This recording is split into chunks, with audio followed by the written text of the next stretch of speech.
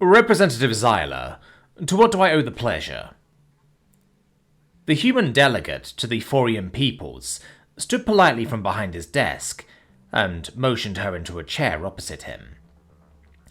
Thank you for meeting me on such short notice, Delegate River. I'm afraid I have come with ill tidings and to request assistance of the human empire. River smiled softly, his features gentle, but in his eyes were calculations, predictions, expectations. The Empire and the Thorian people have always been staunch allies. What can we do for you? Xyla produced her tablet, conjuring on it a series of reports from Thorian expeditionary forces that had recently made contact with a new interstellar race.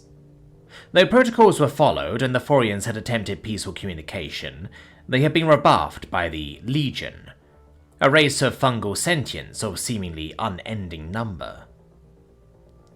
The Legion had all but decimated the first contact party, and had ravaged the rescue fleet that had jumped in to save the expedition forces from what they had assumed was some sort of natural disaster or disease. They had been met with harsh fighting in orbit, as biological ships released clouds of mines like spores that detonated across the hulls of the rescue vehicles. Even after the rescue force realized this was a conscious attack and had begun evasive maneuvers and returned fire, their attempts were found meaningless against the Legion vessels. Outnumbered, outgunned, and unprepared, the Thorian rescue fleet fled back to Thorian space. The expeditionary force was assumed totally lost. And the retreat carved a galactic trail for the Legion to follow. The human read through the reports with a stoic expression. They highlighted the negative trend the war was on, as Thorian planet after Thorian planet fell to Legion ships and soldiers, ultimately to be consumed by their growth. The Legion had seen only success in the conflict, and had carved the Thorian community into two halves, each half holding on by threads. Your people are divided and engaged in a losing war with the Legion, he summarized. I am certain we can be of assistance. Humanity has encountered these foes before. I will have our commanders generate reports of their findings, suggestions of favorable battle tactics, recommendations on how to proceed, and of course you will have our assistance in rebuilding. Your offer is much appreciated, Delegate River, but I'm afraid the Thorian people need more. One of the tufts of hair above the human's eyes raised slightly, an expression Xyla had learned meant the human was either confused, intrigued, or entertained, or all three. Humans were rather complex social creatures. If you have a proposal, I can bring it forward to the Baron here. If it is within our power, we could grant it immediately, of course. He set the tablet down, and turned fully towards Xyla, his countenance more serious than polite now. If you are requesting something more serious, something substantial, it will need to be approved by the Emperor and his advisors. I can only promise so much. Xyla was familiar with the human empires negotiating. Generally, they would hear a proposal, and if they found it favorable, they would respond within 2 human days. If they found it politely unfavorable, they would simply not respond, answering inquiries with, "The advisors are still discussing it," or "A decision has not yet been made on the matter. Sorry." And wholly unfavorable proposals, such as the joint research agreement Xyla had proposed not 3 human years ago, were immediately shut down.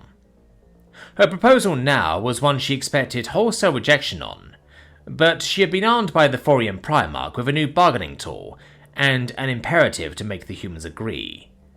The Thorians could not take no for answer on this. We believe the humans would be potent allies in this fight. Our military intelligence once generated a report on human forces that implied that what we could see of human military and weaponry was a placating show, and that more effort had been spent to conceal human military might than any galactic nation had ever spent using military might. The human said nothing. He leaned forward, resting his elbows on the desk, his fingers into a steeple, and his mouth behind his hands. His head tilted down, and he now looked up with his eyes towards Xyla. The look was serious, dangerous, predatory even, but he did not say anything. The Forians formally request human aid in defeating the Legion forces and reuniting Forian space. We cannot fulfill that request at this time, he said flatly. We know humans can fight, Xyla demanded. Her skin began to glow from bioluminescence, betraying the passion of her position from the calmness of her speech. Are you not capable of defeating the Legion? Are you afraid of them? That is not the issue, Representative Xyla, the human began. Tell me, honestly now, could human warships defeat the Legion in combat? The human glanced down at Xyla's tablet, before bringing his gaze back to hers. Off the record, he said. Xyla shut off her tablet and stowed it in her pocket, as the human walked quietly around the desk and poked his head out the door. He glanced side to side for a moment, and then, seemingly satisfied, closed and locked the door. He returned to his desk, opened the drawer, and withdrew a tablet of his own, which he powered off and set face down on the desk. Finally, he regarded her intently. Your military intelligence is correct. Humans have concealed their military prowess from other galactic nations. Could you beat the Legion? Yes. Of all the spacefaring races we've come across, the Legion are perhaps the second or third most formidable, not counting ourselves, of course. We wouldn't handily defeat them, per se, but we could all but guarantee military success against the forces you are engaging. Second or third? Xyla stammered. Well, naturally the Federation is first. Then there's the Gaussians with their rather crafty electronic warfare. Their combat effectiveness is rather remarkable, actually, and the rest of the galactic community simply hasn't realized the potential Gaussians have for warfare due to their friendly nature. And they have more ships than we do people. Even still, they don't have a whole lot of bona fide military resources.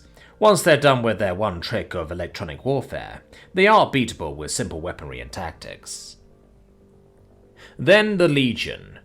With their large number and very fast resupply times, plus the fact that one Legionnaire could effectively reproduce into a whole horde of fighters by itself, means that any conflicts with them not resolved very quickly and incredibly, judiciously, could very quickly become a quagmire. The Empire certainly cannot afford a second war that could turn into a stalemate without our full attention. This is why I must deny your request. As for the second or third place race, it's hard to say yet. The Wagash people, I don't believe your kind has encountered them yet, actually, so I asked you to keep this between us. It's rather warlike. We don't know the full strength of their forces yet, and they are new to the galactic scene, having only just achieved FDL a few cycles ago. But they remind us of us, and that means they're not to be trifled with lightly. Xyla was shocked into silence for a moment. The human had acknowledged the threat of the Legion, but had framed it as one of time and effort, not insurmountable forces or indestructible vessels. And they weren't even as much of a threat as some new race that hadn't even made it to the galactic community yet? I see you are processing still, so let me reiterate our previous offer. We can have the Empire's top military analysts review your positions and provide you with advice on how to proceed, and findings from our own initial skirmish with the Legion. That information should greatly improve Forian combat effectiveness, and it really is a very generous offer. What of human warships? Simply on loan? No. Hired human mercenaries? I'm afraid not.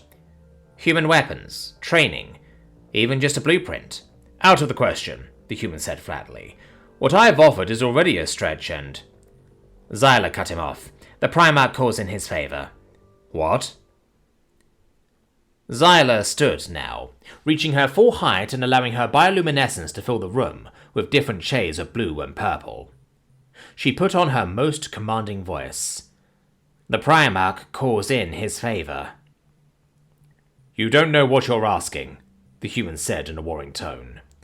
This is Pandora's box, and you don't just want the key, you want a sledgehammer to break it open. I have read your human mythology, River, and I know of Pandora's box. Do you know what was inside?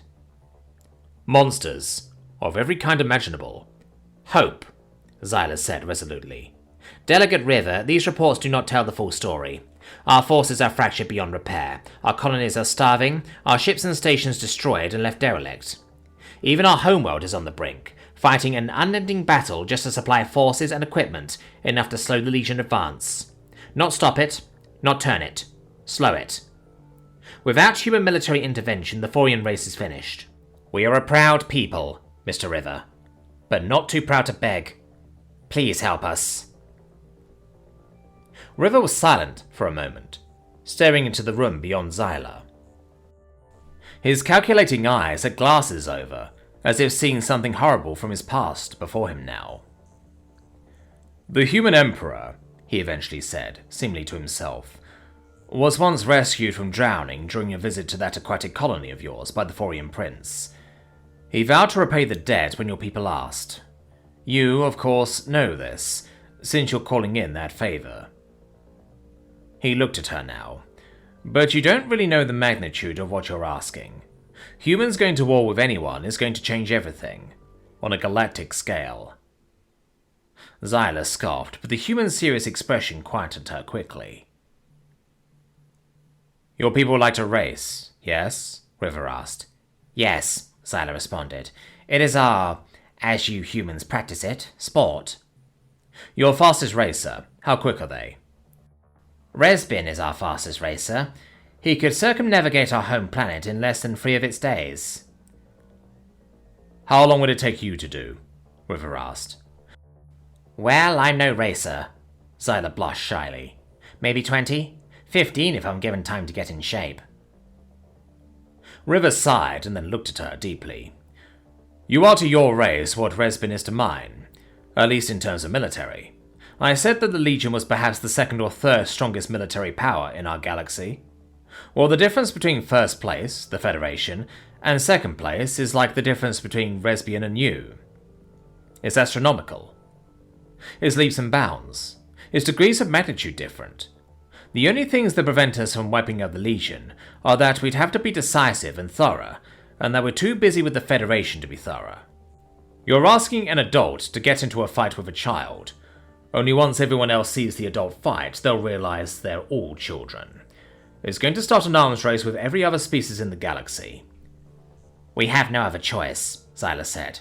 We need your military to save us from annihilation. River sighed for a moment and rubbed his hand across his brow. He muttered under his breath for a moment, something about diplomatic relations in light of military prowess. Eventually, he stood. I must attend to something first. Will you stay here a moment while I make some negotiations? Xyla nodded, and River left the room quietly. He was back in only a few minutes and nodded to her. You'll have our support, but just how much support we can offer depends on this next bit. He tapped on his tablet, a few decisive keystrokes, and a telemonitor descended from the ceiling behind her. It whirred quietly for a moment before an image of another human appeared on it. In contrast to River's white, stiff attire with blue trim, this human wore black with a white undershirt and no accenting colours. His feet were kicked up on his desk as he leaned back in his chair and grinned at the screen. River! He called joyfully. Finally calling to surrender, eh? Well, you can suck my... River cut him off quickly and loudly. I'm joined by a representative of the Thorian people, Miss Xyla. Xyla nodded a polite greeting, and the human on the monitor stammered for a moment before adopting a polite, formal posture. Ah, apologies, Miss Xyla. How can the Federation of Human Territories be of assistance? The Thorians have called in their favor, River answered for her. I'm calling to negotiate a ceasefire while we answer it. The Federation is friendly to the Thorian people, but we are under no such obligations, River. I respect you for responding to a favor, but your ceasefire is denied. River put out his palms in a placating gesture. Hear me out, first. The favor is military aid. The reason?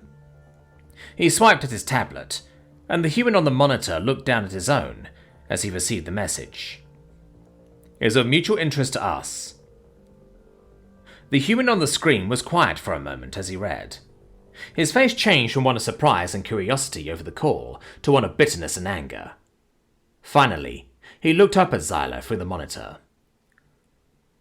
The Legion harvested one of our colonies when we first encountered them. An undefended civilian colony was all but devoured. And when we finally made diplomatic contact with them, they said it wasn't their fault. They just eat dead stuff. It was the colonists' fault for being dead so easily. I thought we destroyed those spory bastards, but I guess we just accidentally sent them your way. River, you have your ceasefire, and Xyla, you just got more ships. Tell your Primarch to point them out and get out of the way. The humans are coming. The transmission went dark, and River turned towards Xyla. Well, he clapped his hands and rubbed them enthusiastically. With Imperial and Federation forces, we should have that taken care of in a couple of days. It's like you got 2 Resbins for the price of 1. And what you said about Pandora's box? About the arms race? Oh, I meant it. You're going to see monsters, and all the galactic stage will feel like children before the human militaries. But you'll get your hope, too. And besides, he winked, a favor is owed.